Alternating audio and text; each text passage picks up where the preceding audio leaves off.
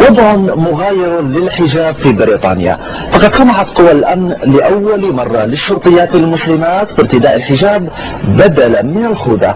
الهدف منه هو التشجيع على الالتحاق بقوات الأمن. لنتابع. ياسمين فتاة شابة من أصل إنجليزي التحقت بشرطة بلدية لندن قبل أن تعتنق الدين الإسلامي. كانت تبحث عن معنى لحياتها عندما تعرفت إلى القرآن الكريم. اعتنقت الدين الإسلامي بعد أن قرأت عن وضع المرأة في الإسلام، وكانت حياتي متشتتة قد التحمت من جديد. بعد كل الصعاب التي واجهتها كان من السهل أن أضيع، ولكن التجأت إلى الله. لاقت ياسمين بعض الصعوبات بدءا بردة فعل والدتها التي لم تتقبل الفكرة إطلاقا، واعتبرت أن ابنتها ستحذو حذو الإرهابيين، أما زملاؤها فرحبوا بالفكرة. العمل مع ياسمين تجربة ناجحة، وخصوصا أنني مسلم، فالتعامل مع أخت لي في الإسلام يسهل الأمور، فنحن نفهم على بعضنا البعض. وتتحدث ياسمين عن بعض المشاكل التي تعترضها في التعامل مع البعض ممن ينظرون إليها باستغراب، غير أنها تعتبر أن ما حصلت عليه منذ اعتناقها الدين الإسلامي أهم بكثير من بعض الأمور الحياتية التي تواجهها يوميا، فهي اليوم تعيش حياة سعيدة وتشعر باستقرار نفسي لم تشهده من قبل.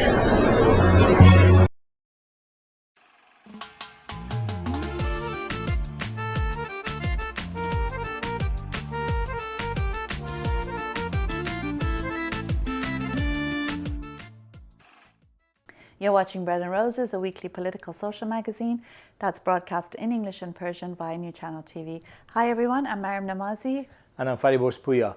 In this week's program, we'll be interviewing Tahmina Sadeghi on rights of children with special needs in Iran. We also will be talking about lots of other interesting things, including free expression, the Islamic regime, and the Frankfurt Book Fair. We'll talk about baby carriers for refugees, no hijab day, killings of Afghan refugees at the Iranian border, as well as the teacher strike. Stay with us.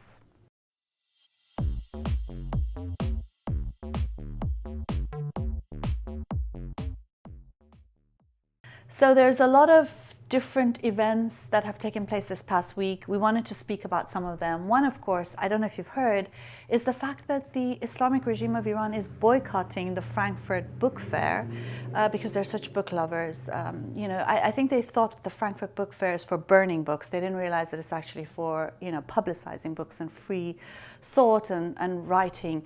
And so they're banning it, boycotting it, and they're inviting other countries to boycott it. No thanks. Because Salman Rushdie is giving the keynote address. That's freedom of expression. Islamic style. Islamic sort of version. And they've said this is an insult to human dignity if you allow Salman Rushdie to speak freely about his book, launching his new title. What an outrage. Yeah, and this comes from an Islamic regime that bans anybody publishing book unless they've agree with it. And a lot of writers and critics are in prison in Iran. They don't recognize freedom of expression, and they have the audacity to come to Frankfurt Book Fair and say, actually, we don't like this guy, we don't like that guy. I think we are voting, everybody is voting, and I think they voted for Salman Rushdie. Definitely, thank you. But also, it's interesting because they've also given a lecture on free expression. Like they can give us a lecture on free expression, on how free expression has to, not insult people, and the same sort of things that people like David Shariat Madari and The Guardian sort of advise us not to do. It's very similar. But it's interesting how regimes that deny free expression can have the cheek and audacity to actually lecture, a book fair on what freedom of expression is. That's how, that's how it works. Suddenly they become victims of this situation. Yes, and it's crazy. Yeah, and that leads us to another issue related to Iran. In the past week, we're seeing, widespread national teacher strikes in Iran in many different cities, from Tehran to Sanandaj, Mashhad, and other cities as well, many other cities. And it's a continuation of protests that have been taking place for several months for better wages, for the right to association, and also for the release of teacher leaders who have been imprisoned as a result of these very basic protests. Yes, the teachers' union in Iran, I think, is a special case in a way, because they have a very good network because of the education system, and they're very, very linked. At the same time, a lot of women actually are active in the organization, and the pay is very low. It's horrendously it's low, and people need, for them to be able to live, they have to demand the wages to be paid on time. I mean, that's the question.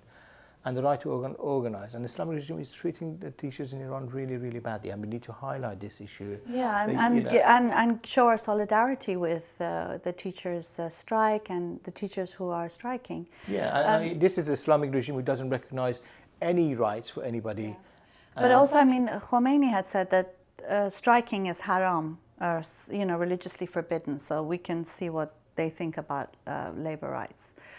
And this leads us to another topic, actually also relevant to Iran, and it's the we got an email from an activist of the Info Center for Asylum in Belgrade, and they had written to say that they've been established since August of this year, and since August they've interviewed many groups of Afghans, including families, but also single young men, and from all these groups that they've interviewed, there's been about 1,000 people that they've interviewed, and without any doubt, all of these groups have talked about how they've either been shot at by the Iranian border police or watched, for example, someone being beaten to death by the police. And of course, this is not something new, it's something that's been ongoing.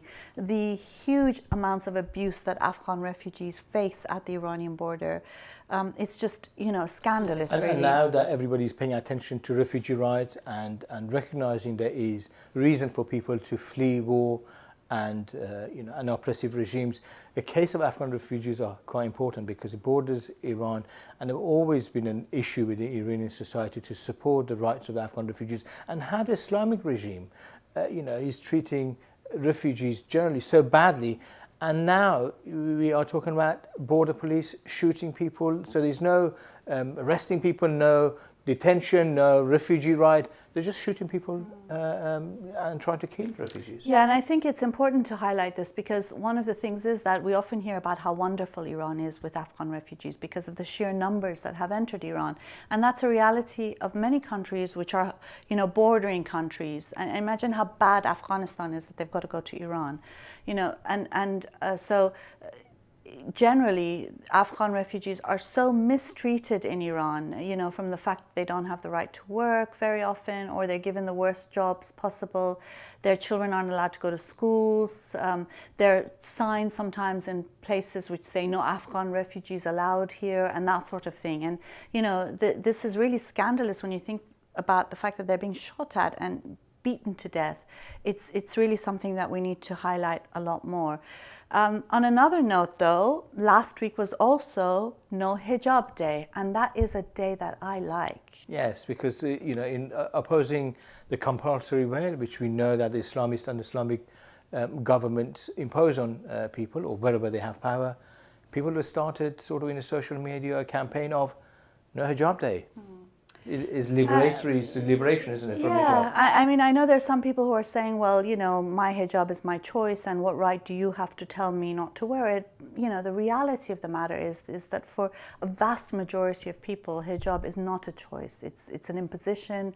Very often it's compulsory, especially when Islamists have power. And so having a No Hijab Day is a way for people who don't want to wear the hijab, who've fought to keep it off, for them to have that day too. And we know that in Iran or Middle East, where the Islamic governments rule, it's a huge movement to get away from hijab, and people need to recognize this. This is an aspect of life in Iran and Middle East and North Africa, and we think it's a good campaign. We'll support that. Yeah, definitely. We'll show you some pictures of women who have before and after photos. They're really brilliant. I'll try to put one of mine up as well, and so you can have a good laugh. Don't go away.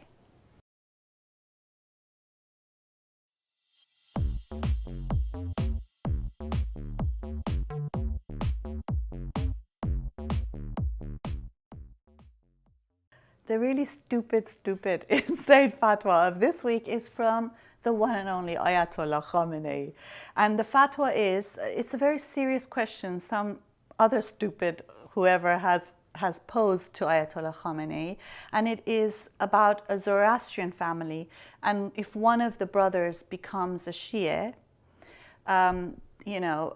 what happens when there's inheritance divvied up? What happens? Who gets more? Who gets what?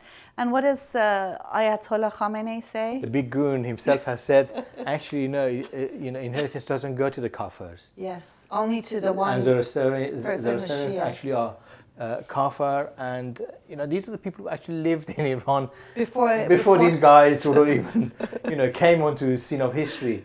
But it's very interesting that this is the guy who's racist, the big goon. He's racist. I like that. He is misogynist. He's a killer. Yeah, and he doesn't respect any human rights. Islamic human rights. Sorry. Yeah. Sorry. Be careful. Yes. All right. And people speak to him about him as if he is sort of somebody respected Ayatollah. He is a goon. He's a goon. We like that. He's a big doo-doo. Yeah, we like that. And this is the type of thing actually they produce on daily basis from the official side. They labeling people as kafir, citizens of Iran, and generating racism in Iran, and that's the source of it, the big goon.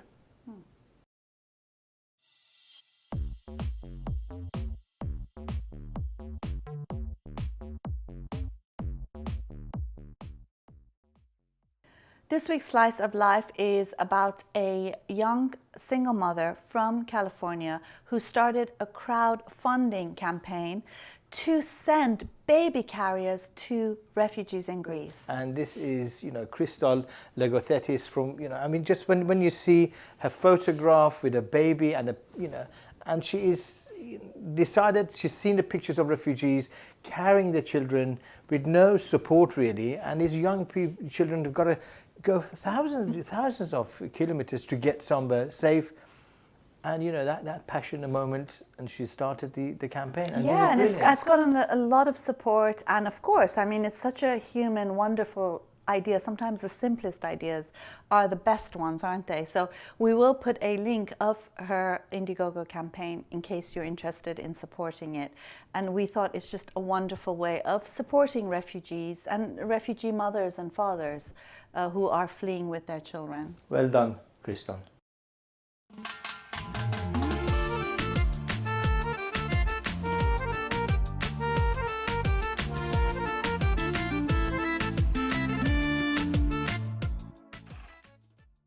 We've got a wonderful interview now with Tahmina Sadeghi, who is a human rights campaigner, and she talks about how children with special needs should be treated, particularly in countries like Iran. Stay with us.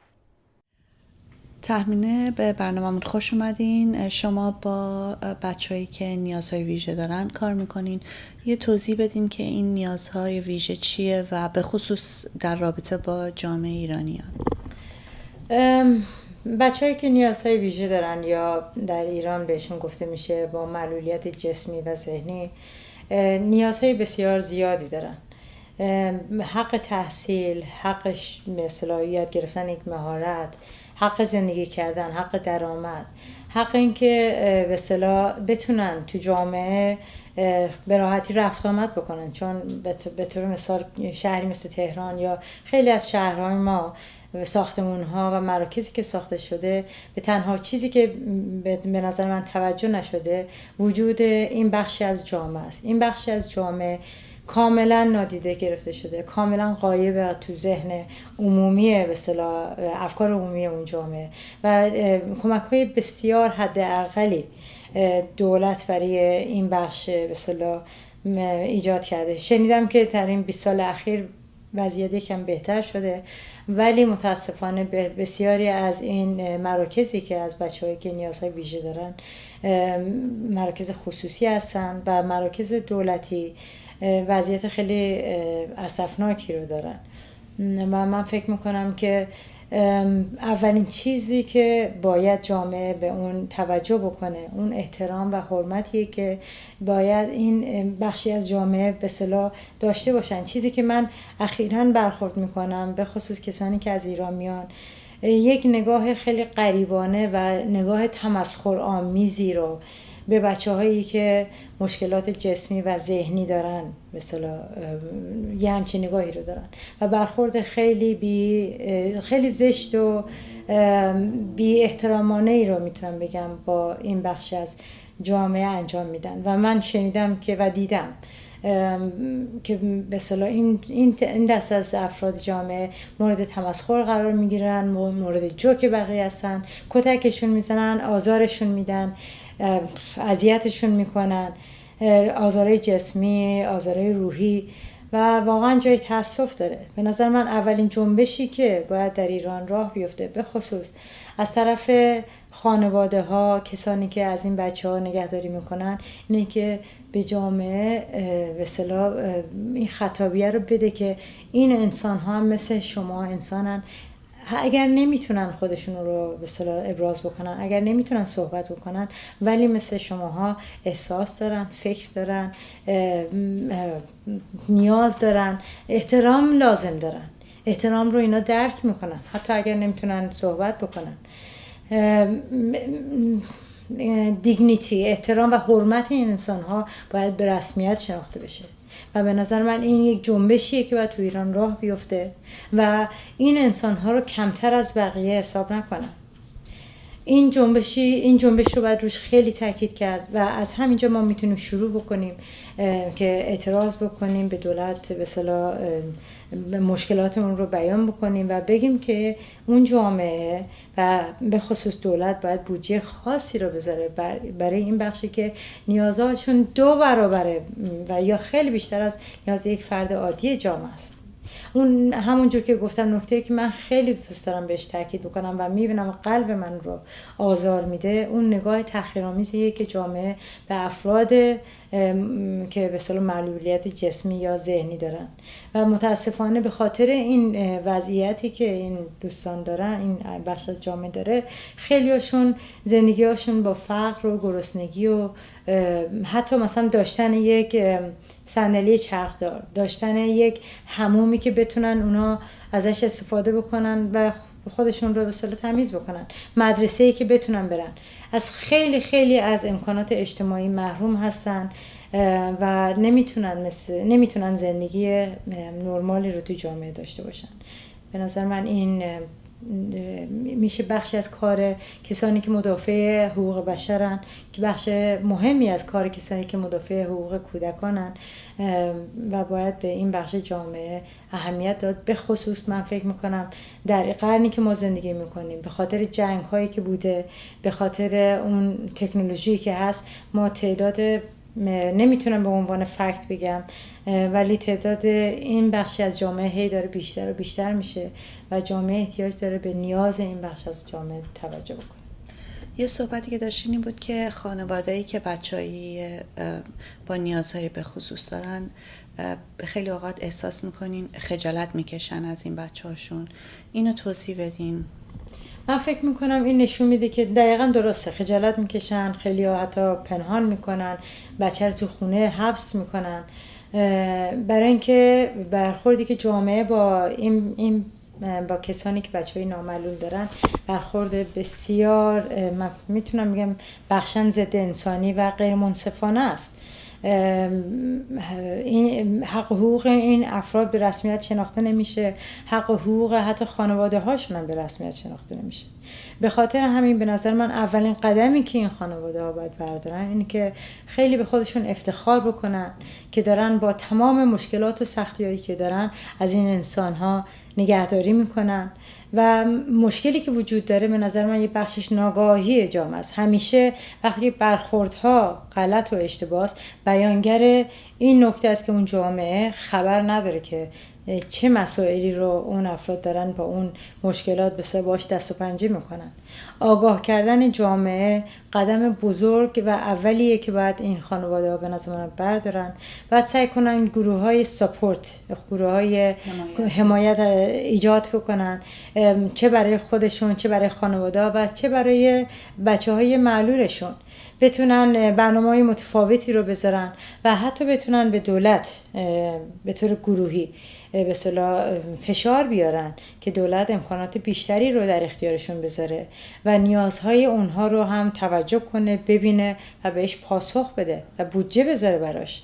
و متاسفانه دولت، من فکر می‌کنم بودجه، حداقل ترین بودجه‌ای که به اصطلاح گذاشته میشه برای این بخش از جامعه است. و وای به حال اون خانواده‌ای که از لحاظ مالی مشکل اقتصادی داره و نمیتونه از امکاناتی که حالا حداقل امکاناتی که وجود داره استفاده بکنه و این نه فقط اون فرد رو بلکه کل اون خانواده رو توی شرایط به اصطلاح عقب‌تری قرار میده و اجازه رشد رو بهشون نمیده. اجازه کار کردن رو حتی از خانواده میگیره. نه تنها این افراد خودشون این امکانات رو پیدا نمی‌کنن که به طور مستقل بتونن زندگی بکنن و رشد بکنن، همونطور که تو خیلی از جوامع غربی این امکانات وجود داره. به طور مثال تو کانادا الان حدود 25 سال تا 30 ساله که دولت مجبور شده بودجه بذاره برای افراد به اصطلاح با کمک‌های ویژه، خونه براشون اجاره بکنه، حقوق بهشون بده، به اصطلاح برنامه‌های متفاوت آموزشی بذاره و به این افراد کمک بکنه که اون پتانسیل هایی رو که دارن بتونن از حد اکثرش استفاده بکنن و اون پتانسیل ها رو رشد بدن، نه اینکه نادیده گرفته بشن و اصلا مورد توجه قرار نگیرن. به نظر من مردم تو ایران احتیاج به یه همچین جنبشی دارن و باید بتونن این رو با ایجاد سمپاتی تو جامعه به وجود بیارن و قدرتشون رو اینجوری گسترش بدن و افکار عمومی رو روشن بکنن، آگاه بکنن به مشکلات و معضلاتی که در جامعه دارن. به عنوان آخرین سوال، کارهای اصلی که باید یه خانواده انجام بده برای اینکه بتونه بیشترین حمایت رو از بچه‌ای که معلوله رو انجام بده چیه از نظر شما؟ به نظر من دوستم از بخش قسمت فرعی شروع بکنم. برخورد خانواده با اون فرد معلوله. متاسفانه همونجور که گفتم بسیاری از خانواده ها اون آگاهی و یا اون آموزش کامل رو ندارن که چجوری با بچه معلولشون برخورد بکنن و خودشون هم دچار خیلی از مشکلات روحی، افسردگی ها، کلافه شدن ها میشن و اون فشار خودشون رو انتقال میدن به اون بچه یا اون فرد نامعلول.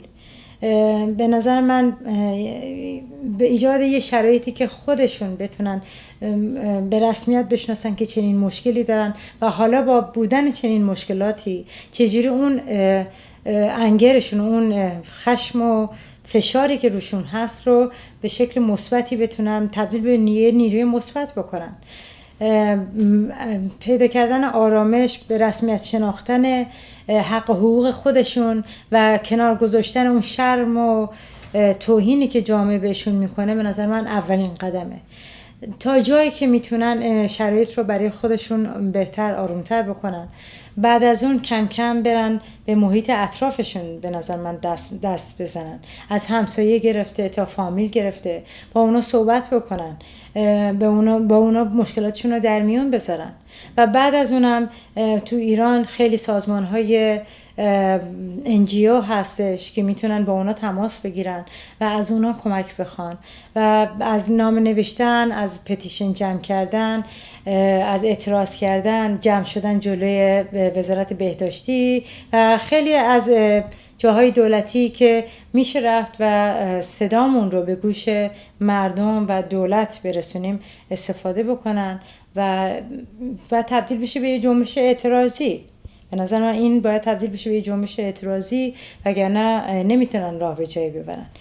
و میگم من فکر میکنم بزرگترین گیرش اون فرهنگ غلط و عقب مونده که تو جامعه ایران هستش که به این افراد به عنوان پدیده‌های شرم‌آور و توهین‌آمیز نگاه میکنه. این باید بره کنار. این به نظر من اولین قدمه. خیلی ممنون. مرسی. خیلی ممنون. We hope you enjoyed that interview with Tahmina Sadeghi. I think she raises an important point on how children with special needs are perceived to be shameful in places like Iran, and how much work needs to be done in a country like Iran on behalf of these sorts of children. Absolutely. You know, in every society, how humans are perceived, no matter what they are, to respect, you know, the dignity of a human being. And in societies where the humans are not at the center, and religion or other ideas or nationalism are the center, they forget the human being, and that's what we have. Especially in Iran under Islamic regime, the rights of children with special needs and adults with learning disability, autism, you know, or mental health, they are actually ignored completely and not recognized, and we need to fight for that. There are big campaigns in Iran that already started. Definitely. We hope you enjoyed this week's program. We look forward to seeing you again at the same time and same place next week. Until then, goodbye from both of us. Bye.